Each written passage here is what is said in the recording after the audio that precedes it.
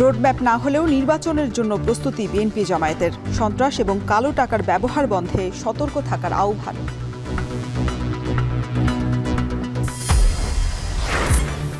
চব্বিশের অভ্যুত্থানে বড় অংশীজন হলেও দলীয় নেতৃত্বে পিছিয়ে নারীরা। কৃষি থেকে ক্রীড়া নানা খাতেই আছে বঞ্চনার গল্প। ঈদ ঘিরে নাটোরে যত্রতত্র মিলছে জাল টাকার নোট। আতঙ্কে ব্যবসায়ীরা, দ্রুতই ব্যবস্থা না নিলে ছড়িয়ে পড়ার শঙ্কা।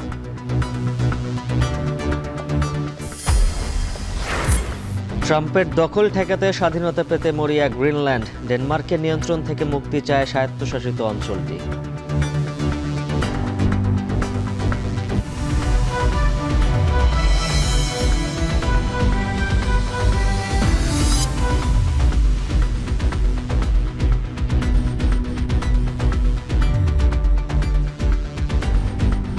স্বাগত এখন বাজারে। পুরো আয়োজনের সঙ্গে আছি আমরা দুজন, আমি শরীফ রওশন এবং আমি উজ্জ্বল হাফিজ। নির্বাচনের সুনির্দিষ্ট রোডম্যাপ ঘোষণা না হলেও অভ্যন্তরীণভাবে নির্বাচনের প্রস্তুতি নিচ্ছে দেশের প্রধান বড় দুই রাজনৈতিক দল বিএনপি ও জামাত। বিএনপি বলছে কেন্দ্র থেকে তৃণমূল সব পর্যায়ে এরই মধ্যে নির্বাচনের প্রস্তুতি সম্পন্ন করেছে তারা। আর জামায়াতের দাবি, হাসিনা আমলে অলিখিত রাষ্ট্রীয় নিষেধাজ্ঞার পর এবার সংসদীয় এলাকাগুলোয় জনসংযোগ বাড়াতে মনোযোগ তাদের। এদিকে রাজনৈতিক বিশ্লেষকদের মত, দলগুলোর নির্বাচনের প্রস্তুতি হতে হবে পলিসি নির্ভর, সাথে নির্বাচন ঘিরে সন্ত্রাস ও কালো টাকার ব্যবহার বন্ধে সতর্ক থাকারও আহ্বান। বিস্তারিত জানাচ্ছেন জাওয়াদ মাহমুদ।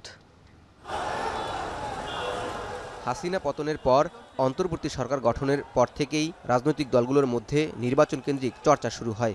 এরই মাঝে আগে স্থানীয় সরকার নাকি ত্রয়োদশ জাতীয় সংসদ নির্বাচন, তা নিয়েও দলগুলোর মধ্যে দেখা যায় বিপরীতমুখী অবস্থান। নির্বাচনকে নিরপেক্ষ করার প্রয়োজনে যে সংস্কারটুকু ন্যূনতম প্রয়োজন, তার জন্য যতটুকু সময় যৌক্তিক প্রয়োজন হবে, জামাত ইসলামী সে সময় দিতে প্রস্তুত। নির্বাচনের সময়টা আমরা আমাদের দলের পক্ষ থেকে বলেছি জুলাই আগস্ট হচ্ছে একটি যৌক্তিক সময়। এমন পরিস্থিতিতে বিএনপি চলতি বছর জাতীয় নির্বাচনের দাবিতে সোচ্চার হওয়ার পাশাপাশি ভোটমুখী প্রস্তুতি শুরু করেছে। জনসংযোগ বাড়াতে বিভিন্ন কর্মসূচিও বাস্তবায়ন করছে দেশের প্রধান এই রাজনৈতিক দলটি। নির্বাচনের প্রস্তুতি নিয়ে জানতে চাইলে দলের এই শীর্ষ নেতা জানান, কেন্দ্র থেকে তৃণমূল সব পর্যায়ে নেতারা ইতিমধ্যে নির্বাচনের প্রস্তুতি সম্পন্ন করেছেন। আমাদের নির্বাচনে যাওয়ার জন্য 7 দিন টাইম প্রয়োজন। আমাদের প্রার্থীরা তো দীর্ঘদিনের অভিজ্ঞতা সম্পন্ন, তারা আগেও কয়েকটা নির্বাচন করেছেন প্রায় সবাই, এবং নির্বাচন আমাদের জন্য নতুন কোনো কিছুই নয়। যারা নতুন রাজনৈতিক দল করছে তারা হয়তো নির্বাচন নিয়ে তাদের অনেক প্রস্তুতির দরকার, অনেক সময় দরকার। বিএনপির জন্য এটি প্রযোজ্য নয়।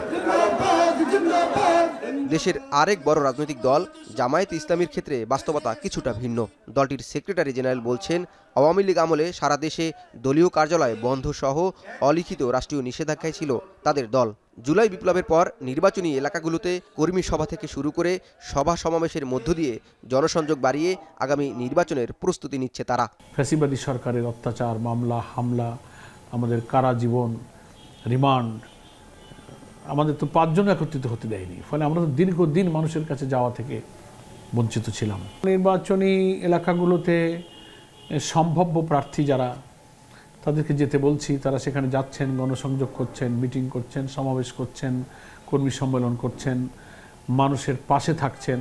যে সময়ে রাজনৈতিক দলগুলো নির্বাচনে অংশ নিতে প্রস্তুতি নিচ্ছে, সে সময় বিশ্লেষকরা বলছেন, আগের মতো পরিচয়বাদী রাজনীতি বাদ দিয়ে দলগুলোর নির্বাচনের প্রস্তুতি হতে হবে জনমুখী। এর সাথে সন্ত্রাস, সহিংসতা ও কালো টাকা ব্যবহার বন্ধের পাশাপাশি জাতীয় স্বার্থে দলগুলোকে কথাবার্তায়ও সতর্ক থাকার আহ্বান তাদের। নেতাদেরকে কথাবার্তায় একটু সতর্ক হতে হবে, যাতে তারা গোটা জাতির কাছে একটা উল্টা মেসেজ না দেন। নির্বাচনে দুর্নীতি, সহিংসতা, সন্ত্রাস, কালো টাকার ব্যবহার ইত্যাদি, আমরা এত কিছুর পরে ওই কোনো কিছুই দেখতে চাই না, একটা সুন্দর নির্বাচন চাই। পলিটিক্যাল রাইভালরি থাকবে, কিন্তু সেইটা যেন ওই ম্যানিকিয়ান ভিউটাকে অ্যাডপ্ট করা না হয়, সেইখানে যেন এই ডিহিউম্যানাইজেশনটা না আসে, সেইখানে যেন আইডেন্টিটি পলিটিক্সটা যেন কাজ না করে, সেইখানে যেন মানুষের ওয়েলফেয়ার কোন দল কত উন্নতভাবে সেটাকে প্রেজেন্ট করতে পারে, কম্পিটিশনটা সেখানে হোক। সুষ্ঠু ও নিরপেক্ষ নির্বাচন অনুষ্ঠানের মধ্য দিয়েই ভোটের প্রতি নাগরিকদের আস্থা ফিরবে বলে মনে করছে দেশের বড় দুই রাজনৈতিক দল। জাওয়াদ মাহমুদ, এখন, ঢাকা। এদিকে নির্বাচনে অংশ নিতে জাতীয় নাগরিক পার্টিও প্রস্তুত বলে জানিয়েছেন দলটির আহ্বায়ক নাহিদ ইসলাম। তবে ভোটের আগে আইন শৃঙ্খলা পরিস্থিতির উন্নতি এবং জুলাই ঘোষণাপত্র প্রকাশের দাবি জানিয়েছেন তিনি। শুক্রবার বিকেলে দলের সাধারণ সভা শেষে সংবাদ সম্মেলনে কথা বলেন নাহিদ ইসলাম। নাগরিক পার্টি তার মানসিকতা এবং প্রস্তুতি রয়েছে এবং আমরা নির্বাচন সামনে বলেছি যে আমরা আমাদের জায়গা থেকে গণপরিষদ নির্বাচন দেখতে চাই জাতীয় সংসদের পাশাপাশি। বৈষম্য বিরোধী বা সমন্বয়ের যে পরিচয়, সেই পরিচয়টা কিন্তু এখন আর এক্সিস্ট করে না সেই অর্থে। ফলে আইন শৃঙ্খলা বাহিনীর কাছে আমাদের থাকবে যাতে এই পরিচয় ব্যবহার করে কেউ যদি অপকর্ম করে তারা তাদের আইন অনুযায়ী ব্যবস্থা নেবে। বাংলাদেশের রাজনৈতিক পরিবেশ নিয়ে উদ্বেগ জানিয়েছে ভারত। শুক্রবার সাপ্তাহিক নিয়মিত প্রেস ব্রিফিংয়ে কথা বলেন দেশটির পররাষ্ট্র মন্ত্রণালয়ের মুখপাত্র রণধীর জয়সওয়াল। তিনি আরও বলেন, গণতান্ত্রিক উপায়ে এর সমাধান চায় Bharat. It is the responsibility of the interim government of Bangladesh to protect the Hindus and other minorities as well as their properties and religious institutions. As you would have seen so far, only 1,254 incidents of over 2,374 incidents reported from between August 5th, 2024 to February 16, 2025 have been verified by the police. Further, 98% of these 1,254 incidents were deemed political in nature. We expect Bangladesh to thoroughly investigate and bring all perpetrators of killings, arson, and violence to justice without making such distinctions. বৈষম্যের বিরুদ্ধে আন্দোলনের সূত্র ধরে গণঅভ্যুত্থান, যেখানে সম্মুখ সারিতেই ছিলেন নারীরা, অথচ মুক্তি মেলেনি তাদের। রাজপথ কিংবা রাজনীতিতে এখনও বৈষম্যের শিকার নারীরা। পুরাতন তো বটেই, নতুন প্রতিষ্ঠিত রাজনৈতিক দলগুলোতেও নির্বাচন কমিশনের বেঁধে দেয়া 33% নারীদের উপস্থিতি নিশ্চিতের কথা রয়ে গেছে শুধুই কাগজে কলমে। নারী দিবসে দেশের রাজনীতিতে তাদের অবস্থান নিয়ে বিস্তারিত জানাচ্ছেন মেহেরিন অ্যানি।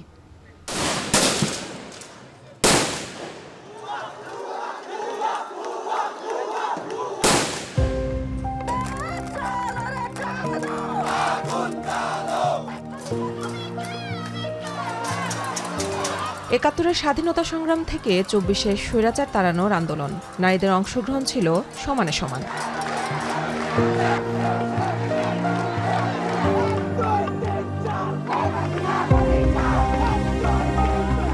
মিছিলে স্লোগানে উচ্চস্বর যেমন ছিল, তেমনি চরম নির্যাতনের মুখে দৃঢ় প্রতিরোধ করতেও সম্মুখভাগে ছিলেন নারীরা।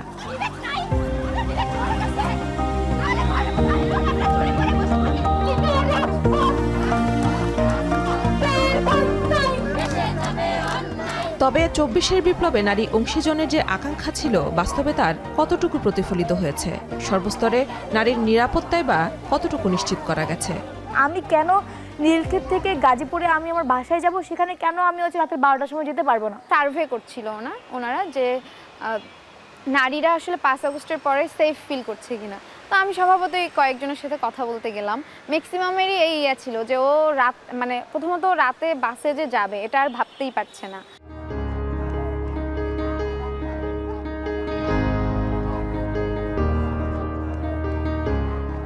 চব্বিশে বদলে দেবার প্রত্যয় থাকলেও আদতে নারীর কপাল বদলায়নি। এ যেমন পলিসি মেকিংয়ে আন্দোলনের বড় অংশজন হলেও পরবর্তীতে ধীরে ধীরে পিছিয়ে পড়তে থাকেন নারীরা। গণঅভ্যুত্থানে নেতৃত্বদানকারীদের হাত ধরে সম্প্রতি নতুন দল জাতীয় নাগরিক পার্টির উত্থান ঘটলেও সেখানেও সম্মুখ সারিতে নারী নেতৃত্বের সংকট আছে।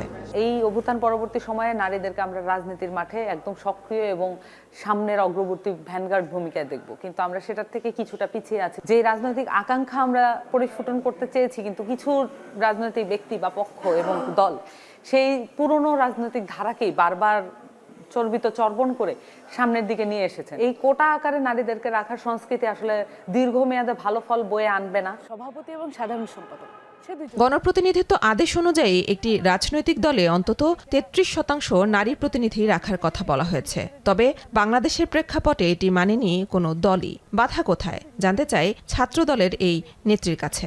একটা মেয়ে মনে করেন যে বিশ্ববিদ্যালয়ে আসা বা রাজনীতি করতে আসা পর্যন্ত তার জীবনের যে বিভিন্ন ধরনের স্ট্রাগল থাকে, সেখান থেকে রাজনীতি করতে আসা কিন্তু তার জন্য একটা এক্সট্রা স্ট্রাগল। ডিসগ্রেসফুল মন্তব্য আমাদেরকে নিয়ে ক্রমাগত করা হচ্ছে, এটা রাজনীতিতে না আসার একটা অন্যতম বাধা। বাংলাদেশ জাতীয়তাবাদী ছাত্রদল তারা নারীদের নিয়ে কাজ করছে, আমরা কাজ করছি। নারী রাজনীতিক কর্মী হিসেবে আমি আশা রাখি এই সংখ্যাটা বাড়বে। পুরুষালী ব্যাটাগিরি দেখানো। রাজনীতি বিশ্লেষকরা বলছেন, পুরুষশাসিত সমাজ ব্যবস্থার প্রতিফলন ঘটে রাজনীতির মাঠেও। তাই নারী নেতৃত্বের সংস্কৃতি সেভাবে গড়ে ওঠেনি বাংলাদেশে। আমাদের রাজনীতির যে মঞ্চ, সেই মঞ্চে যে পুরুষালী ধাক্কাধাক্কি, এই ধাক্কাধাক্কিটা বন্ধ করা হচ্ছে আমাদের রাজনৈতিক সংস্কৃতির জন্য খুবই জরুরি। পুরুষালী ধাক্কাধাক্কি আপনারা বন্ধ করেন, আপনারা দেখবেন যে 33% কেন 51% of the population is women. So মানে জনসংখ্যার অনুপাতে নারীরা কিন্তু পার্টিতে চলে আসবে। রাজনৈতিক দলগুলোকে মনে রাখতে হবে, আগামীতে তারা যে ভোটে সামিল হতে যাচ্ছেন, রাজনীতির মূল ধরনটাকে উল্টে দিতে পারেন, তাহলে দেখবেন নারীরাই সবচেয়ে গুরুত্বপূর্ণ রাজনীতিবিদ হয়ে উঠতে পারছে। 33 বছর নারী নেতৃত্বে কেটেছে বাংলাদেশের শাসন ব্যবস্থা। সেই বাস্তবতায় রাজনৈতিক দলগুলোতে আসলে নারী নেতৃত্ব যতটা থাকার কথা ছিল তা কতটুকু অর্জিত হয়েছে, আইন থাকলেও কতটা মানা হচ্ছে বা কতটা গুরুত্বপূর্ণ পদে রয়েছেন দলীয় নারী নেতৃত্ব, এইসব প্রশ্নের যৌক্তিক উত্তরের খোঁজে এখনও রয়ে গেছে দেশের রাজনীতির ময়দান। নতুন বাংলাদেশে যে ভোট আসছে, নতুন রাজনীতির যে শুরু, সেখানে নারীরা বঞ্চিত হবেন না। এবারের নারী দিবস হোক সেই অঙ্গীকারের। মেহরিন অ্যানি, এখন, ঢাকা। বিশ্ব সভ্যতায় পুরুষের পাশাপাশি নারীর অবদানও কম নয়। বিশেষ করে কৃষিভিত্তিক অর্থনীতির বড় একটি অংশে নারীর গুরুত্বপূর্ণ ভূমিকা রয়েছে। আধুনিক কৃষি ব্যবস্থাপনা গড়ে উঠেছে নারীর পরিশ্রম ও অনুশীলনের উপর ভিত্তি করে। তবে কালে কালে সেই ভূমিকায় স্বীকৃতি থেকে বঞ্চিত নারীরা। যুগ যুগ ধরে কৃষিক্ষেত্রে ন্যায্য মজুরি থেকে বঞ্চিত হচ্ছেন গ্রামীণ নারীরা। অর্থনীতিবিদরা বলছেন, কৃষিকাজে নারী শ্রমিকের ন্যায্য মজুরি নিশ্চিতে সরকারের পাশাপাশি সামাজিক সচেতনতা বাড়ানোর বিকল্প নেই। ইমতিয়াজ আহমেদের প্রতিবেদন, ছবি তুলেছেন সায়মা কুন্দ।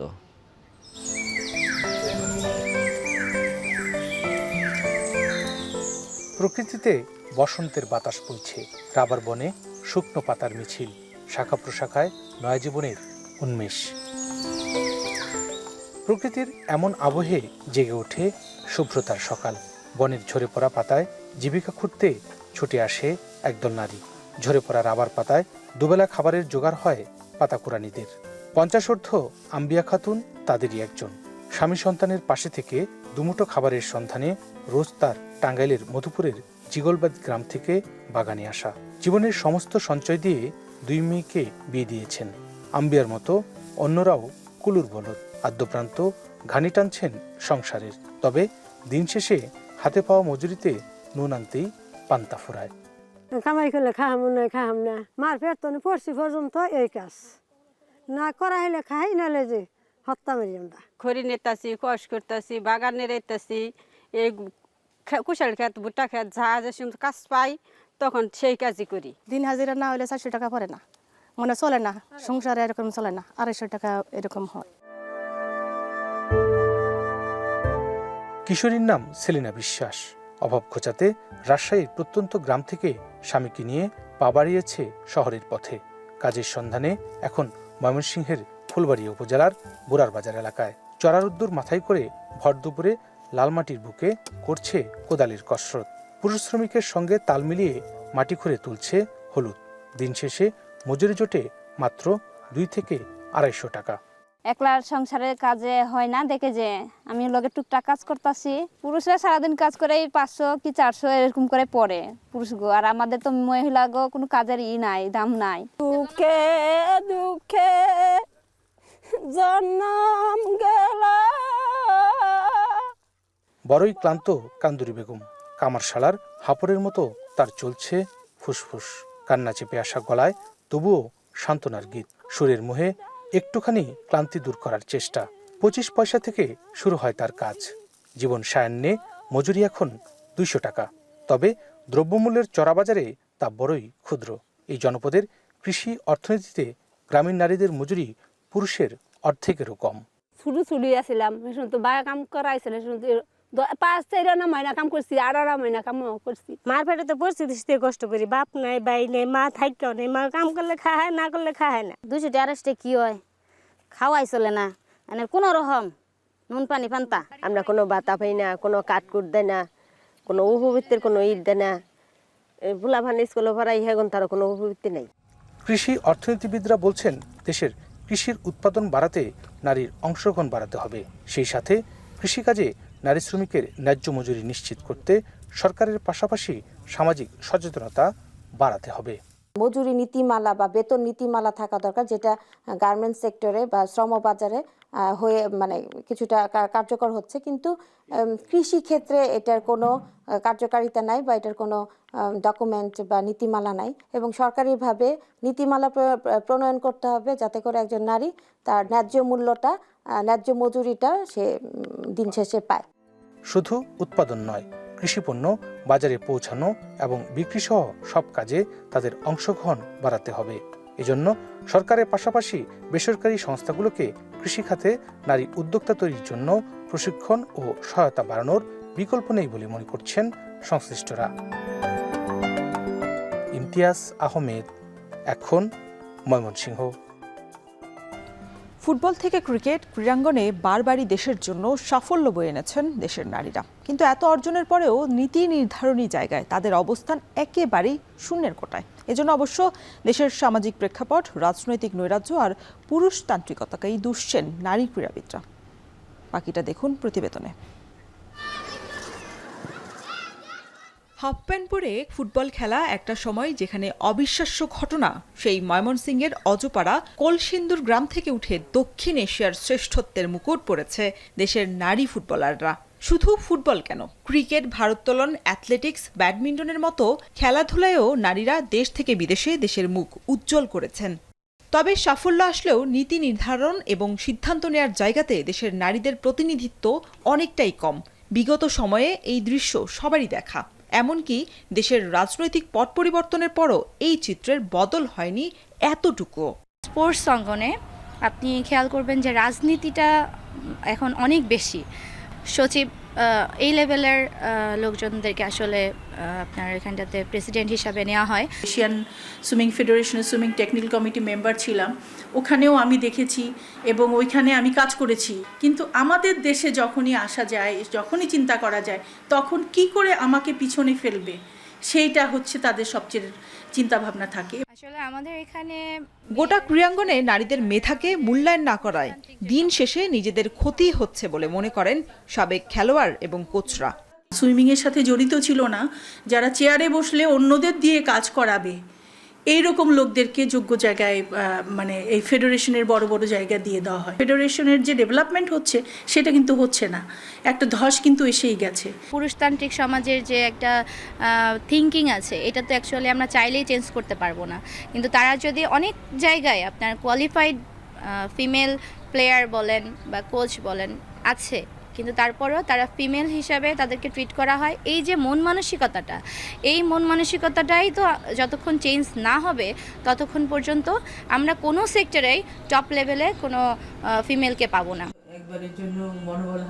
যোগ্যতা থাকা সত্ত্বেও যে অপশক্তি ক্রীড়াঙ্গনে নারীদের দমিয়ে রাখার চেষ্টা করছে, তাদের বিরুদ্ধে লড়াই করে এগিয়ে যেতে হবে বলে মনে করেন বাফুফের নারী উইংয়ের চেয়ারম্যান মাহফুজা আক্তার কিরণ।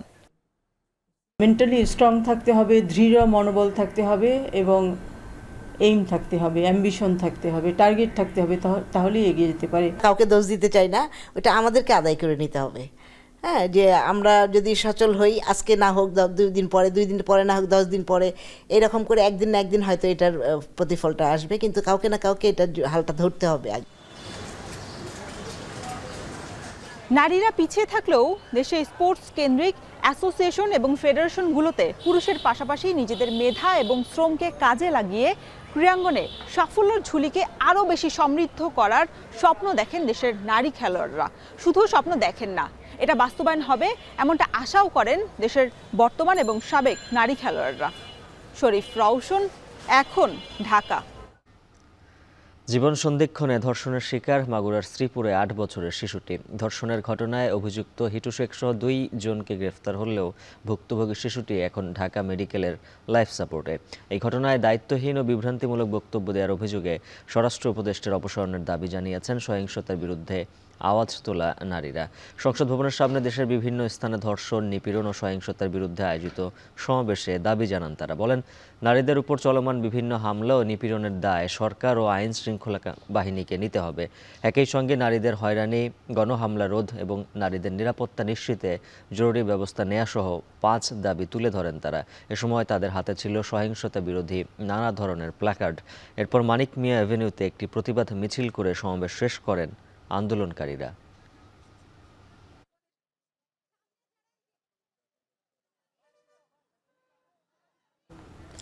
দেশে নারী নির্যাতন সহ বিভিন্নভাবে হেনস্থার ঘটনায় গভীর উদ্বেগ প্রকাশ করে তীব্র নিন্দা এবং প্রতিবাদ জানিয়েছেন বিএনপির মহাসচিব মির্জা ফখরুল ইসলাম আলমগীর।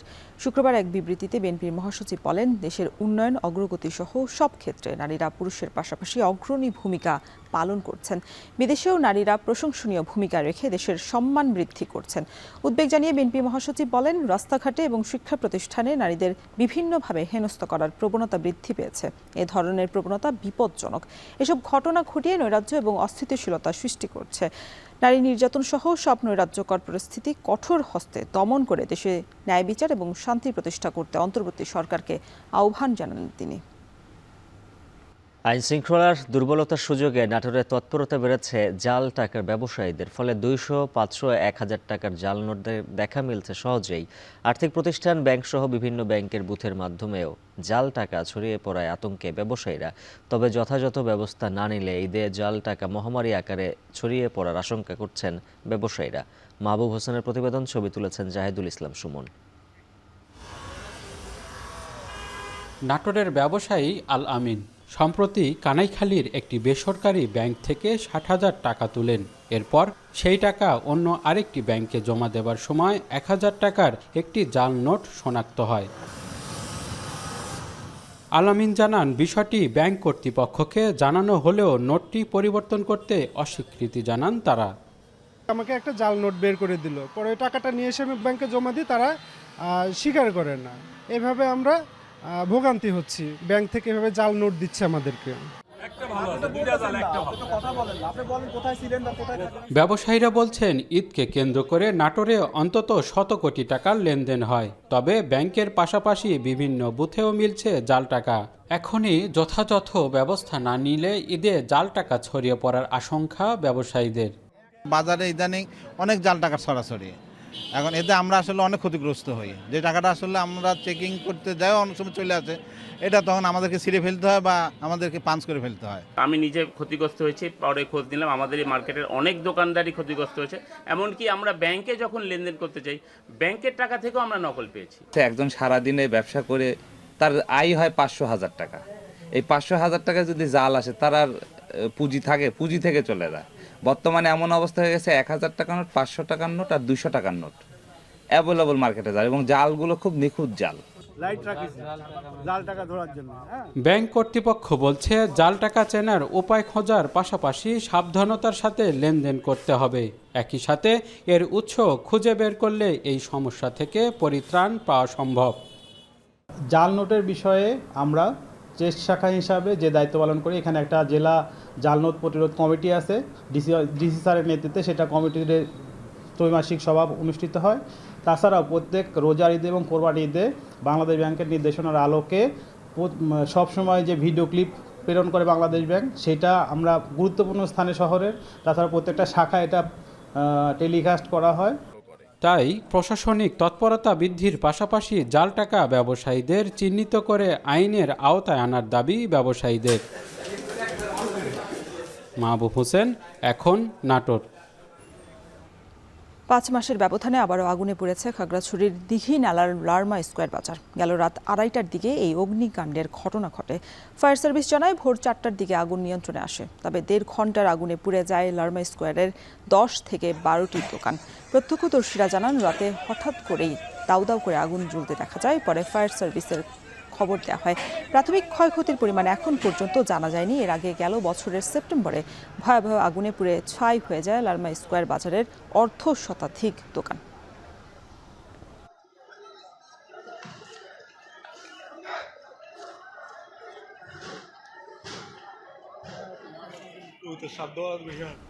এখন বাজারে নিচ্ছে একটা বিরতি, ফিরছি একটু পরেই, সাথেই থাকুন।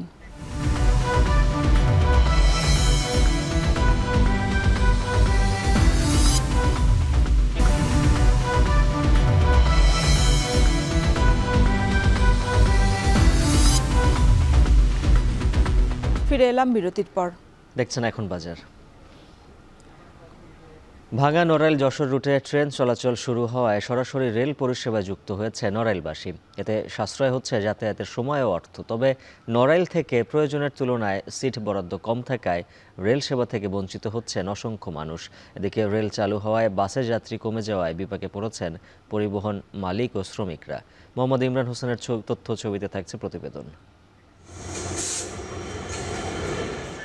গেল বছরের ২৪ ডিসেম্বর আনুষ্ঠানিকভাবে চালু হয় ঢাকা থেকে পদ্মা সেতু হয়ে যশোর পর্যন্ত ১৭২ কিলোমিটার নতুন রেলপথ। এতে ঢাকা বেনাপোল রুটে যোগাযোগে যুক্ত হয়েছে নতুন মাত্রা। দ্রুত ও সাশ্রয়ী যাতায়াতের সুবিধা পাচ্ছেন খুলনা, যশোর ও নড়াইল অঞ্চলের কোটি মানুষ।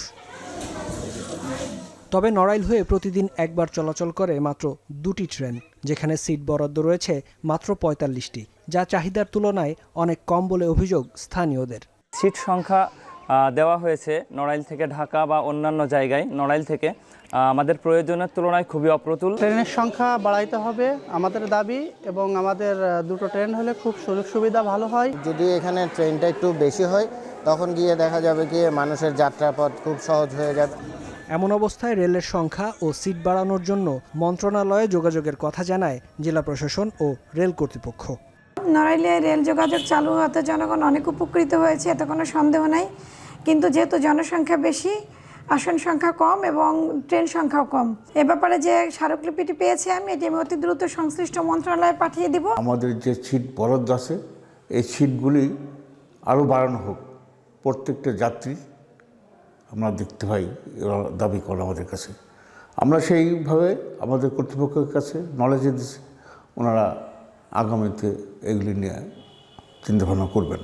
এদিকে নড়াইল রেল পরিষেবায় যুক্ত হওয়ার পর থেকে বাসে যাত্রী কমে যাওয়ার দাবি পরিবহন সংশ্লিষ্টদের। এ অবস্থায় পদ্মা সেতু ও কালনা সেতু সহ সড়কের বিভিন্ন স্থানে ৩০% টোল কমানোর দাবি তাদের। এখন তো ব্যবসার আগের মতো নাই, অনেক কম। টোল খরচা দিয়ে প্রায় ২০,০০০ টাকা খরচ যায়। সে যাত্রী অনেক সময় কম থাকলে আমরা শ্রমিকরা বেতন ভাতা নিতে পারি না। সরকার একটু কম করে দিত, মনে করেন যাইতে যাত্রী হোক আর না হোক আপনার ২,০০০ টাকা টোল দিতে হয়। বাসের যাত্রী উল্লেখযোগ্যভাবে কমে গিয়েছে, যার কারণের জন্যে আমাদের ব্যবসা টিকে রাখা, গাড়ি মেনটেন করা এবং অনেক সময় স্টাফদের বেতন দেওয়াটাও অনেক সময় মালিকদের জন্য কষ্টকর। বেনাপোল স্থলবন্দর, বাণিজ্যিক শহর নোয়াপাড়া ও শিল্পাঞ্চল খুলনা সহ দক্ষিণ পশ্চিমাঞ্চল ও ভারতের পশ্চিমবঙ্গে যোগাযোগে গুরুত্বপূর্ণ ভূমিকা রাখছে ভাঙ্গা নড়াইল যশোর রেলপথ। এখন নড়াইল। টাঙ্গাইলের লৌহজং নদীর ওপর প্রায় ৯০ লাখ টাকা ব্যয়ে নির্মিত সেতুর সংযোগ সড়ক না থাকায় ভোগান্তিতে অন্তত ৩০,০০০ মানুষ। তাদের অভিযোগ, কর্তৃপক্ষের দায়িত্ব অবহেলা আর ঠিকাদারের গাফিলতিতেই ভোগান্তি পৌঁছেছে চরমে। এলজিইডিকে বারবার সংযোগ সড়ক নির্মাণের কথা বলেও কোনো সুরাহা হয়নি বলে জানান স্থানীয় জনপ্রতিনিধি। আর এদিকে এলজিইডি কর্তৃপক্ষ বলছে বাজেট না থাকায় হয়নি সংযোগ সড়কটি। আরও জানাচ্ছেন কাউসার আহমেদ।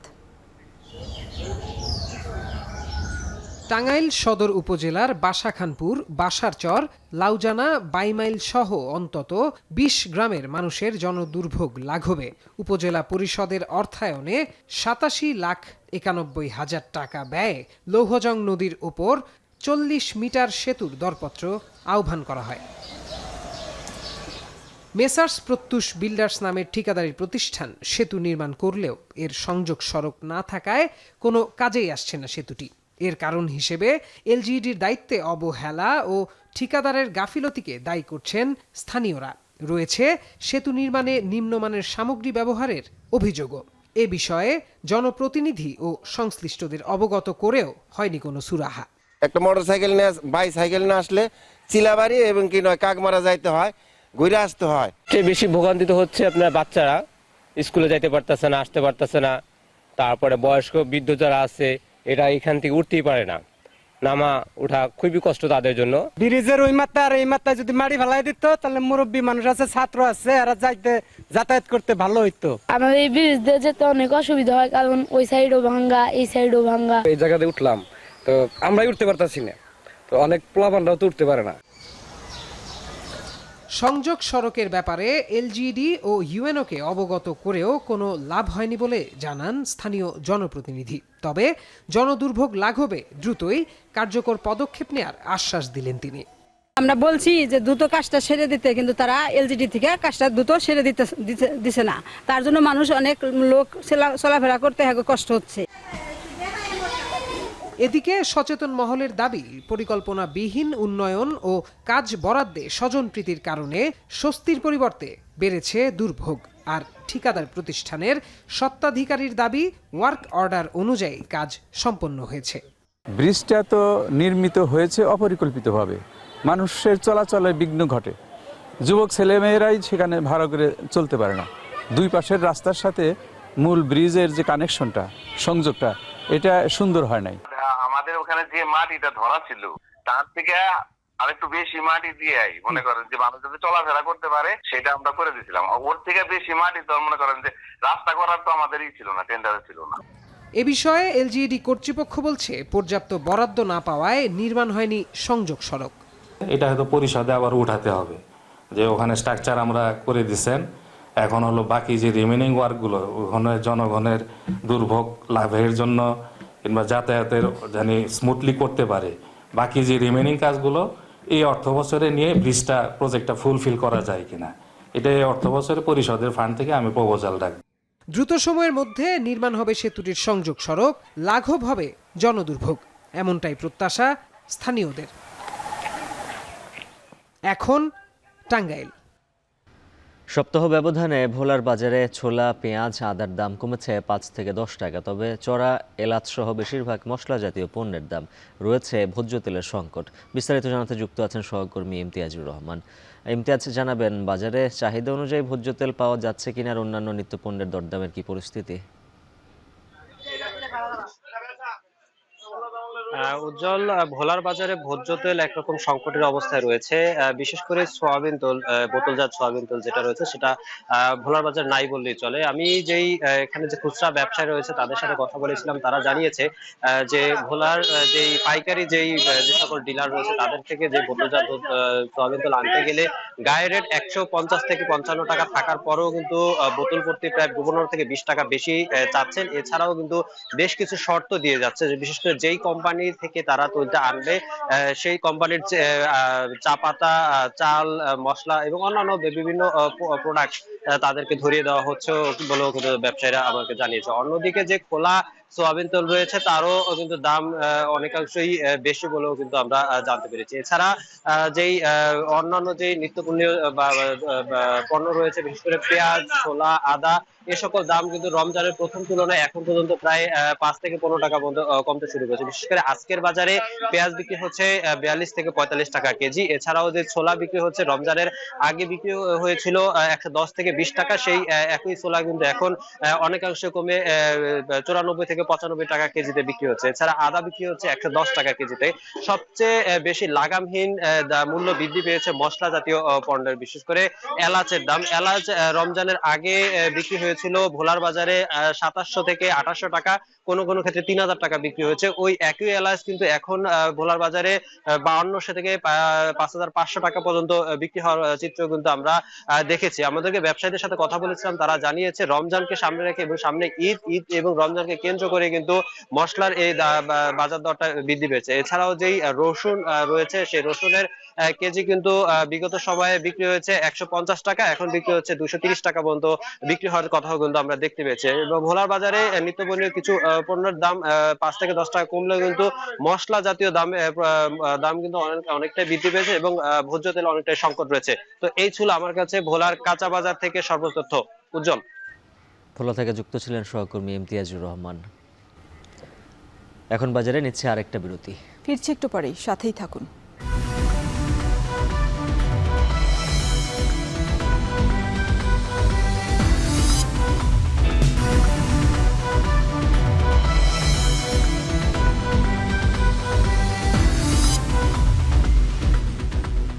ফিরে এলাম বিরতির পর। দেখছেন এখন বাজার।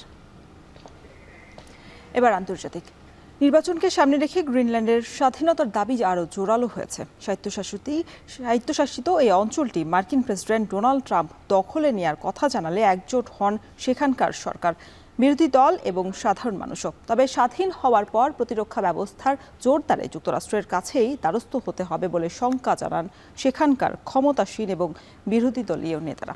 আরও জানাচ্ছেন জাহানারা ভুইয়া। বরফ ঘেরা শীতল গ্রিনল্যান্ড জমে উঠেছে নির্বাচনী আমেজে। মঙ্গলবার প্রধানমন্ত্রী নির্বাচনের ভোট গ্রহণ অনুষ্ঠিত হবে স্বায়ত্তশাসিত এই অঞ্চলটিতে, আর তা নিয়ে প্রচারণায় ব্যস্ত প্রার্থীরা। তবে গ্রিনল্যান্ডের এবারের নির্বাচনের প্রেক্ষাপট কিছুটা ভিন্ন। মার্কিন প্রেসিডেন্ট ডোনাল্ড ট্রাম্প ক্ষমতায় এসে গ্রিনল্যান্ড দখলের ঘোষণা দেওয়ার পর থেকেই উত্তেজনা বিরাজ করছে পুরো গ্রিনল্যান্ড জুড়ে। এর জেরে তাদের স্বাধীনতা আদায়ের দাবি আরও জোরালো হয়েছে। ডেনমার্কের নিয়ন্ত্রণ থেকে বের হয়ে স্বাধীন সার্বভৌম রাষ্ট্র গঠন করতে চায় গ্রিনল্যান্ডবাসী। ক্ষমতাসীন মিউট এগেলের দল কিছুটা ডেনমার্ক ঘেঁষা হলেও এবার গ্রিনল্যান্ডের স্বাধীনতার প্রশ্নে আপোষ করতে নারাজ তিনি। Vi vil ikke være danskere, vi vil ikke være amerikanere, vi vil selvfølgelig være grønlændere. Og selvfølgelig er det den grønlandske folk, som bestemmer deres fremtid. ক্ষমতাসীনদের পাশাপাশি দেশটির প্রধান বিরোধী দলীয় নেতা পেলে ব্রুবার্গো গ্রিনল্যান্ডের পূর্ণ স্বাধীনতার পক্ষে। স্বাধীনতার প্রশ্নে ডেনমার্ক কিংবা যুক্তরাষ্ট্র কারো কাছেই আপোষ করতে চায় না তার দল। Let's hope for a quick process. But as soon as we start that process, we have several other things that will start. One of them will be defense negotiations with the United States about the defense of Greenland when we are independent, because that's one of the things we want in place. সেখানকার রাজনৈতিক বিশ্লেষকদের শঙ্কা, একবার যখন মার্কিন president গ্রিনল্যান্ডের দিকে নজর দিয়েছেন তা এড়িয়ে যাওয়া সহজ হবে না এখানকার রাজনৈতিক নেতাদের। Now he has been repeatingly this kind of statement several times, so it seems that it is a little more kind of certain or kind of threatening right now that he actually wants to control Greenland somehow. 1953 সালে Greenland ডেনমার্কের একটি উপনিবেশ ছিল। বর্তমানে এটি ডেনমার্কের অধীনে একটি স্বায়ত্তশাসিত অঞ্চল। 2009 সালে ভোটের মাধ্যমে দ্বীপটি স্বাধীনতা দাবি করার অধিকার অর্জন করে। জাহানারা ভুইয়া, এখন বিশ্ব। যুদ্ধবিরতিতে রাজি না হলে নতুন নিষেধাজ্ঞা ও শুল্ক আরোপ করা হবে রাশিয়ার উপর। শুক্রবার মস্কোকে এমন হুঁশিয়ারি জানালেন মার্কিন প্রেসিডেন্ট ডোনাল্ড ট্রাম্প। সামাজিক যোগাযোগ মাধ্যম ট্রুথে একথা জানান তিনি। বৃহস্পতিবার রাতভর ইউক্রেন ভূখণ্ডে হামলার পরদিনেই রাশিয়ার উপর চটেছেন ট্রাম্প। বলেন, দেরি হওয়ার আগে রাশিয়া ও ইউক্রেনকে আলোচনার টেবিলে বসতে হবে। যদিও রাশিয়ার উপর নিষেধাজ্ঞার বিষয়টি নতুন নয়। ইউক্রেনের সঙ্গে যুদ্ধ শুরুর পর যুক্তরাষ্ট্র, যুক্তরাজ্য, ইউরোপীয় ইউনিয়ন, অস্ট্রেলিয়া, কানাডা ও জাপান থেকে এখন পর্যন্ত প্রায় 21,000 নিষেধাজ্ঞা জারি রয়েছে মস্কোর উপর।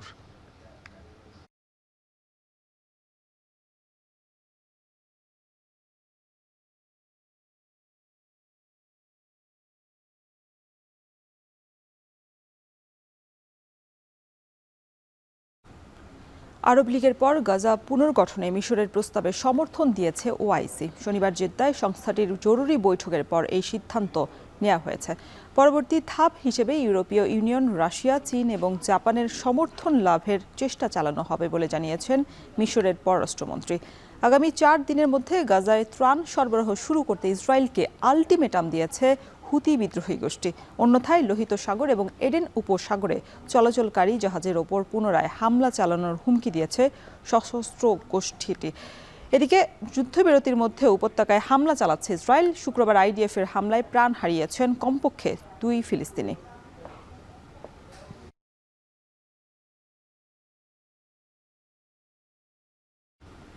নিচ্ছে আরও একটি বিরতি, সাথেই থাকুন।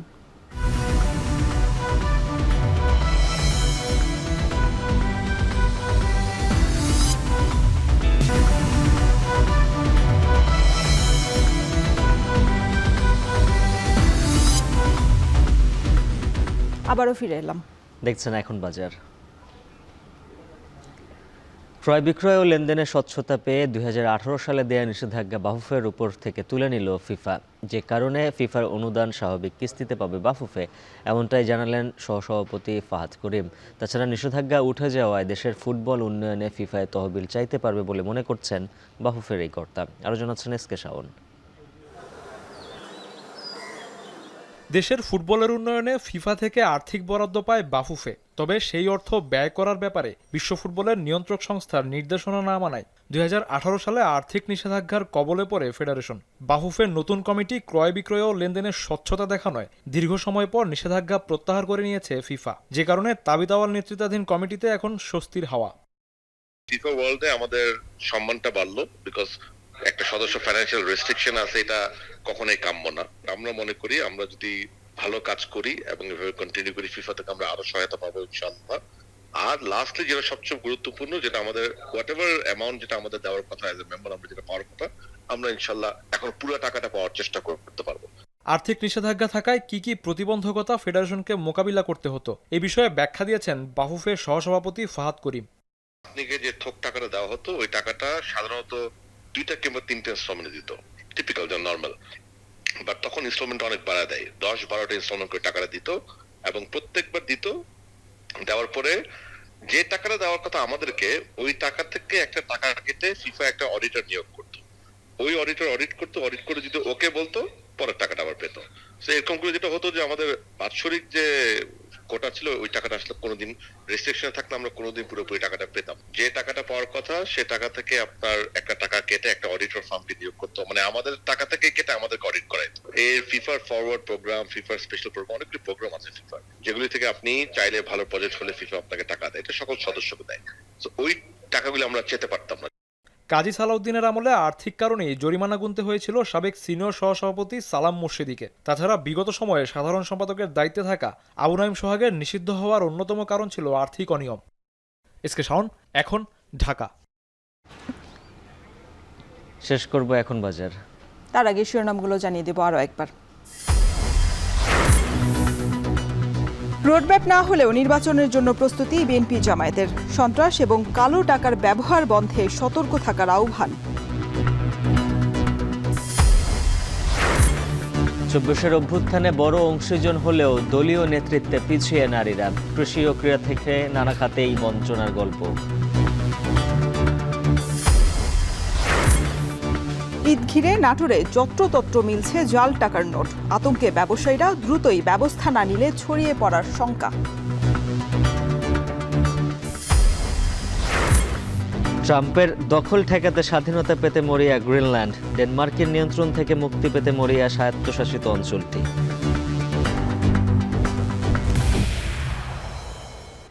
এই ছিল এখন বাজারের আয়োজনে। এখন টেলিভিশন ওয়েবসাইটে দেখতে ভিজিট করুন www.ekhon.tv।